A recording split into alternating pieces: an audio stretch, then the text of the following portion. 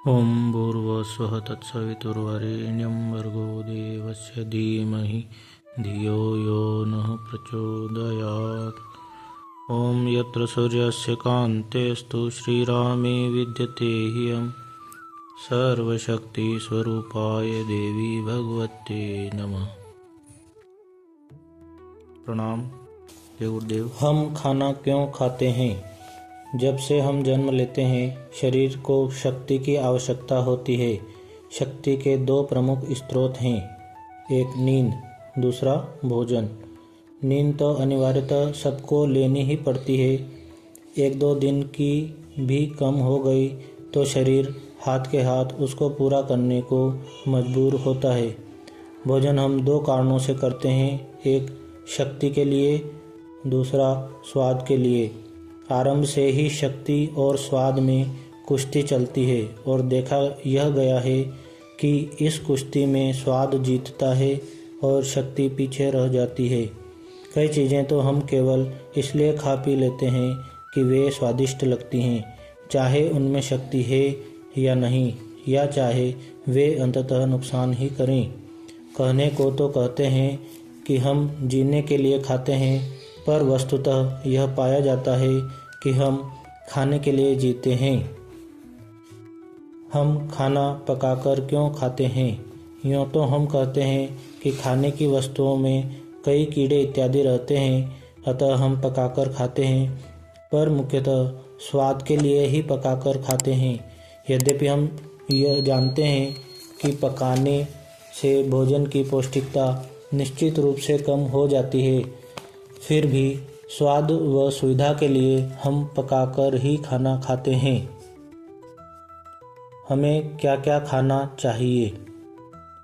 पहला, कार्बोहाइड्रेट। इसके लिए अनाज जैसे चावल, गेहूँ, जौ, बाजरा, ज्वार, मकई इत्यादि 50 से 60%। Number 2, protein. दाल, मूंगफली, सोयाबीन, दूध इत्यादि 15 से 20%। नंबर 3, चर्बी। तेल, घी अथवा वे पदार्थ जिनसे तेल निकलता है, जैसे मूंगफली, नारियल, तिल, सरसों इत्यादि 8 से 10%। खनिज, लवण और विटामिन। साग सब्जी एवं फल। शेष उचित मात्रा में। संतुलित भोजन। दूध एवं डेयरी पदार्थों में शरीर के लिए आवश्यक कई चीज़ें एक साथ होती है, अतः इनका नियमित सेवन खाने में रही किसी कमी को पूरा करने में सहायक होता है तथा पौष्टिकता बढ़ाता है। हित भूख अर्थात सात्विक खाना वही खाओ जो हितकारी हो। मित भूख, भूख से कम खाना, भूख से कम खाओ। ऋत भूख, न्याय उपार्जित खाना, ऋतु के अनुकूल खाओ। हमें कितना और कब कब खाना चाहिए? एक सामान्य व्यक्ति को हर रोज़ लगभग 2000 कैलोरी का भोजन करना चाहिए। जिस व्यक्ति का शारीरिक श्रम अधिक हो वह 10-20% अधिक अर्थात 2200 से 2400 कैलोरी खा सकता है। जिनका शारीरिक श्रम कम हो उन्हें 10 से 20% कम अर्थात 1600 से 1800 कैलोरी का भोजन पर्याप्त है। पर अक्सर कैलोरी का माप रख पाना आसान नहीं होता, अतः दूसरा नियम यह अपनाया जा सकता है कि जितनी भूख हो उससे कम खाना चाहिए, या दूसरे शब्दों में खाते खाते भारी लगने लगे उसके पहले खाना छोड़ देना चाहिए। कब कब खाना चाहिए?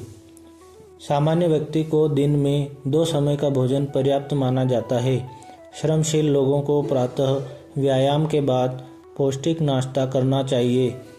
उसके लगभग 4 से 5 घंटे बाद दोपहर का भोजन, उसके 3 से 4 घंटे बाद हल्का सुपाच्य नाश्ता जैसे फल, सलाद या और कोई चीज़, और शाम को सूर्यास्त के आसपास सोने से 2-3 घंटे पहले हल्का भोजन श्रेष्ठ माना जाता है। सुबह उठते ही उषापान पानी पीना चाहिए। दोपहर में भोजन के समय कुछ देर बाद छाछ तथा रात में सोने के पहले गर्म दूध पीना अमृत जैसा माना गया है। अच्छा स्वास्थ्य कैसे हो? अच्छे स्वास्थ्य के लिए 3 चीज़ें मुख्य होती हैं। पहला भोजन, दूसरा व्यायाम और तीसरा आराम। यदि अच्छे स्वास्थ्य का पूरा पेपर 100 नंबर का हो तो भोजन, व्यायाम और आराम तीनों सेक्शन में 30-30 नंबर के मान सकते हैं। 10 नंबर ग्रेस मार्क्स दवाई वगैरह का रख सकते हैं, जो किसी सेक्शन में थोड़ी लापरवाही हो जाए तो काम में ले सकते हैं। पास होने के लिए हर सेक्शन भोजन, व्यायाम, आराम में पास होना जरूरी है। यह नहीं कि भोजन में तो 25-30 नंबर ले आए और व्यायाम, आराम में 5 से 4 नंबर ले आए। इस तरह पास नहीं हो सकते।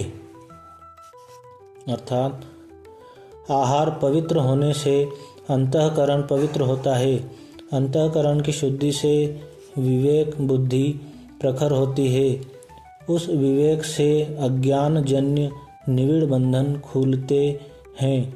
यह ज्ञान नारद को भगवान सनत कुमार ने दिया है। आहार में अभक्ष त्याग देने से चित्त शुद्ध हो जाता है। आहार शुद्धि से चित्त की शुद्धि स्वयं हो जाती है। जब चित्त शुद्ध हो जाता है तो अज्ञान की ग्रंथियां टूट जाती हैं। पाशुपत ब्रह्मोपनिषद से। डॉक्टर केनेथ वॉकर की आत्मकथा से। आप जितना खाते हैं उसके आधे भोजन से आपका पेट भरता है और आधे भोजन से डॉक्टरों का पेट भरता है। आप आधा भोजन ही करें तो आप बीमार ही नहीं पड़ेंगे और डॉक्टरों की कोई खास आवश्यकता नहीं रह जाएगी।